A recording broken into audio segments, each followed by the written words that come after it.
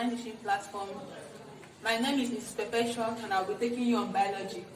As you can see on the board, our topic for today is ecology of population. And when you hear the word ecology, what comes to your mind is what? The study of what? The environment and what? Living and non-living things in an environment and the relation they have with their environment. But when you're talking about ecology of population, it comprises of what? The study of numbers of living and non-living things in relation to their environment. That is the numbers of living things in an environment and the way they interact in that environment. So as you can see here, it says that the environment of an organism consists of factors found in its surroundings that affect it. The environment of an organism consisting of these factors is talking about both the biotic factor and both the abiotic factor. When you talk about environmental factors, it can be biotic and it can be abiotic. So in this community or environment, there is some communities that remains constant over a very long period of time. That is, they don't have changes. They don't increase and they don't decrease. So as you can see on the board, it says the community or environment that remains the same in its composition and size over a long period of time is known as a stable climax community. When you say a community is stable and it's a stable climax community, what is trying to tell you that that community has been the same for a very long period of time. That's what this stable climax community is talking about. So this climax community can only change if some factors in the ecosystem changed. Talking about these factors can be induced by human activities. It can be caused by natural happenings like natural disasters like flood or volcanoes. They are the only things that can change this stable climax community.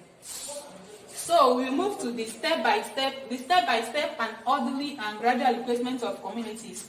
When we are talking about the step-by-step or the gradual replacement of communities that leads to the climax community is called succession.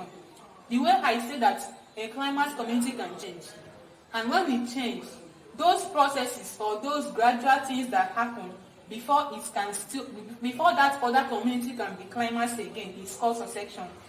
So when you hear the word succession, we're just talking about the step-by-step or processes that are involved before a community can be what? Climax or can be stable. It's called what? Succession. So we have two types of succession. We have the primary succession and we have the secondary succession. When we are talking about this primary succession, it occurs in an area where no community existed before, and it involves formation of what? New soil. This primary succession involves in an area where no community existed before. Take for a vast area of land that is empty, nothing is there. That's where primary succession can occur because nothing is there. Everything starts from the root. That's why you see it's written that it involves formation of new soil. Then the second one is secondary succession.